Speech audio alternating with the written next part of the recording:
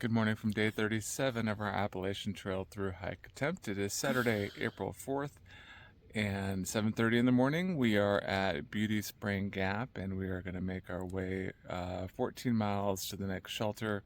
It's named Clyde something. Shelter's names start running together. But it's a nice start to the morning. We're the first ones out, 7:30, and we're going to make a good start of the day. We're going to tackle Unaka Mountain first. Yep. And then, hopefully it'll be a good day. Good day of not too crushing. Yesterday was just so much uphill. Yeah. I'm hoping today we get some kind of nice variation. So. Yep, we'll see what happens. Let's go. That's a cool colored millipede. 8 a.m. and hear the peaceful sound of chainsaws in the distance. Glad I didn't sleep in.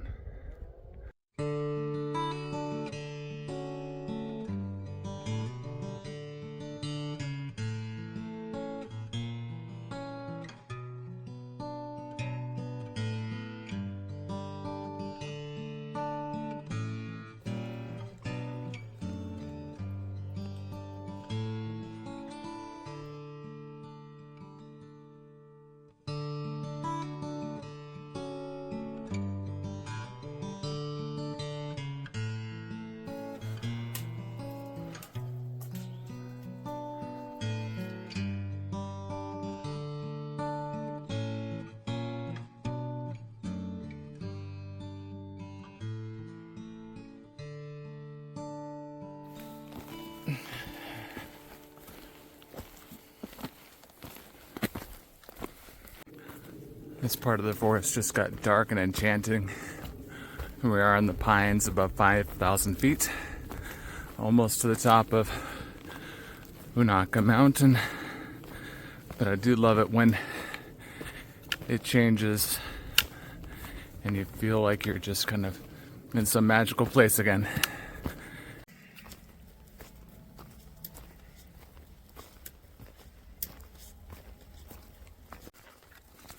Alright, no views on the top of the mountain, but we've got a beautiful forest, pine.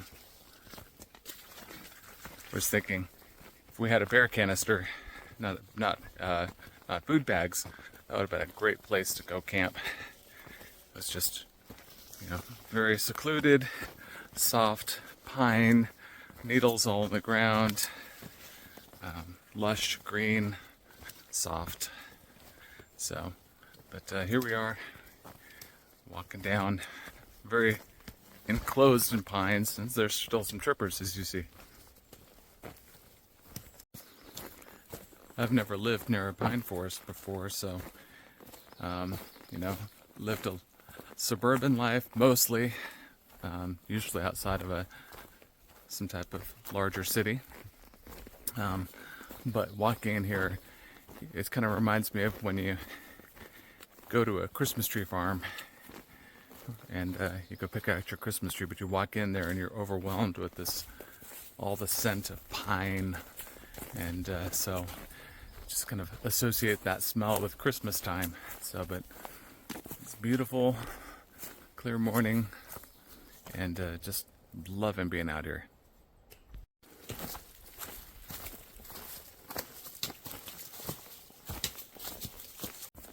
Saw a field of lilies. I can imagine what it would be like for all the folks behind us when they're all in bloom. The yellow trout lilies, and you see them everywhere. A very hazy view this morning.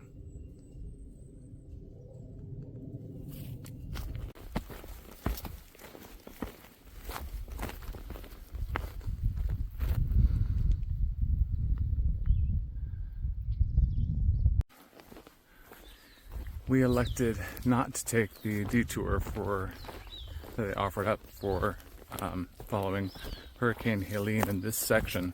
There's extensive tree damage, as you can see. Everyone has said the trail is in good condition, and so long as you've got fair weather and there's no high winds or any danger like that, then we'll be just fine crossing this small section. But it is just remarkable, again, just to see how much damage was done from that storm. And then equally remarkable to see how much effort and work people have done to reopen this trail. I mean, these are massive, massive trees, and there are hundreds of them. So, what a Herculean effort from all the maintainers to get this trail starting to get back in line. It's come a long way. We're coming up on a shelter that's still closed. It was damaged, so we're not gonna stop there, and I don't think even water's accessible. Might have to bushwhack just to get down to water. Fortunately, we're still carrying quite a bit from this morning. We haven't drank it all, so we'll be able to do just fine and hit a good water source. Eventually hit lunch too. When I said the shelter was damaged, I think that was a little bit of a underestimation. That shelter is gone. That's just a pile of rubble. I think this one was made out of cinder blocks. This is the second one we've seen made out of cinder blocks. A lot of them are just logwood. But yeah, that is gone. That is a destroyed shelter.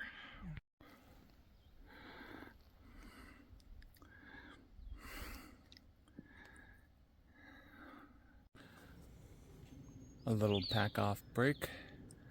Stop whatever little peak we're on to just kind of eat a Cliff Bar, drink a little bit of our morning breakfast, and get down to a water source where we'll have lunch and hydrate. We've got one more big climb. I think it's Iron Mountain. Or is it? I think this is Iron Mountain. I don't think so. Okay. We'll tell you later on what mountain it really is.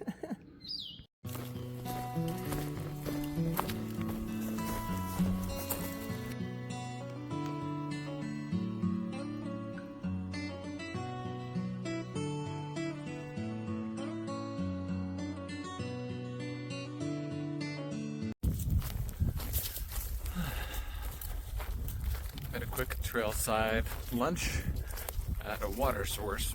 Water sources have been pretty spread out today. That was the first genuine one we'd seen, and we've gone, I think, 7 miles of the 14 today. So,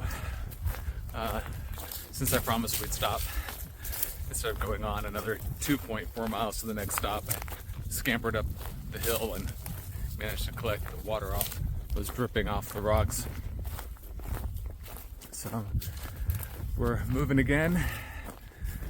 While we sat there, a couple other hikers that we saw earlier this morning came by and passed us by, took one look at it and said, I'll go the 2.4 to the piped spring. I was like, yeah, that sounds a lot easier to get. Just never know. Sometimes you got to scoop to get water. Sometimes you have to kind of scamper up or downhill, or the blue blaze a ways off the trail. So it kind of varies, but fortunately we weren't dehydrated and just trying to make the best of a mediocre water source. It was just a little harder than usual to get. This looks like an absolute hellscape. I mean, just look at this. Very few trees standing. Seems like hundreds of trees are all down on both sides. Just so much work to clear it off. Just blown away.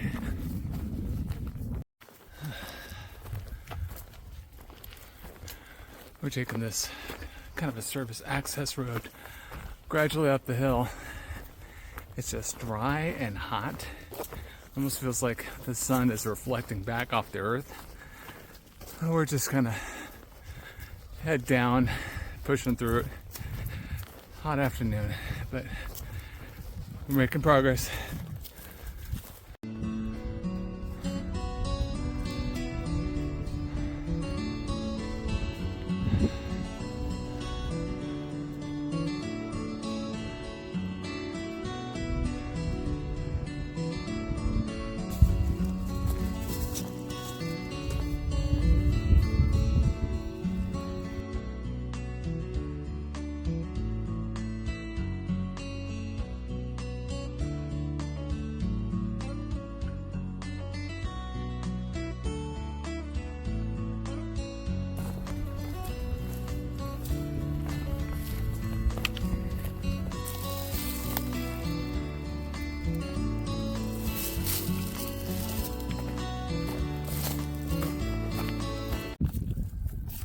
2 miles left to go. Crossing Greasy Creek Gap, elevation 4,031 feet. All right, well, you never know what can happen in the day in the life of a hiker. So a minor medical issue has developed over the day for me that is going to send me into town for the night. So we're going to hike an extra 3 miles into Hughes Gap Road, get picked up by a shuttle so that we can go back into Irwin and get taken care of what needs to be taken care of. So all is well, but we're going to have to deal with it. So it's all good.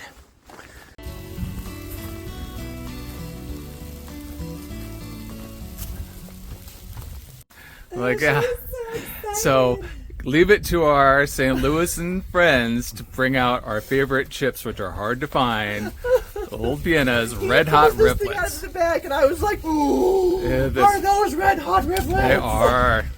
Thanks so much for sharing some tasty chippage. Yeah. Oh my gosh. Yeah. All right, quick stop in the shelter. It was, of course, nice to see everybody, and you saw us get the Red Hot Riblets chips that we love so much. We would have loved to have just, under ordinary circumstances, to be laughing the night away. And then that shelter, if you could tell, but it was pretty small. It was an older one. It could really only fit like 6. There was a couple of, like a bunk on each side, and then on the floor you could fit about 4 across. And they were like, they knew we were coming, and they were, of course, a pair, so they were like, "Oh, we saved you the last 2 spots." And we're like, "Well, you can give it up to a couple hikers behind us if they want to take it."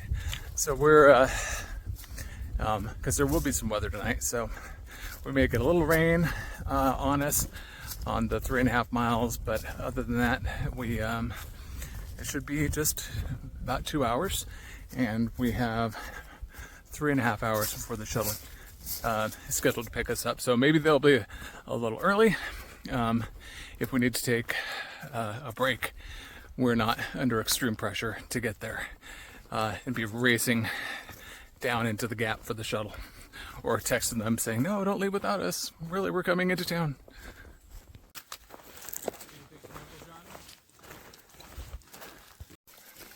All right, we got caught in the rain shower. We knew it was coming. That's why we were intending to sleep in the shelter. And there was always a chance at around the 4 o'clock hour. It was really supposed to start at the 6 o'clock hour. So we threw on rain gear in a rain shower. And I've still been booking it along the trail. Put the phone away. It was originally in my shorts pocket, and now I have it in my raincoat pocket. It's all foggy, so I apologize for the quality of the video, but we're making our way towards the gap at actually pretty good speed.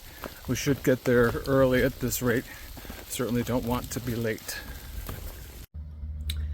All right, that is going to close out day 37 of our Appalachian Trail through hike attempt.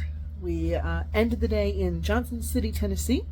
The recommendation from our shuttle driver was not to head to Irwin, but to head to Johnson City, as more options and a lot more going on. There's Uber here, so we can get from place to place and things like that. So we're going to take at least 1-0, maybe 2. It just kind of depends on a couple things.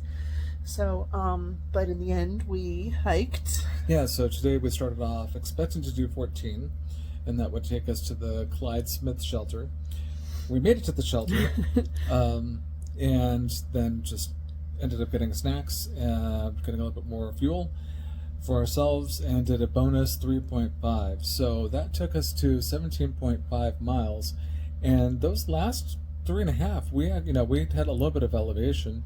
We, of course, 10 minutes after we leave the shelter, it poured. It poured so hard. So the skies opened up. I mean, we put on rain jackets, but our packs. We had rain pack covers already on, thank goodness, right?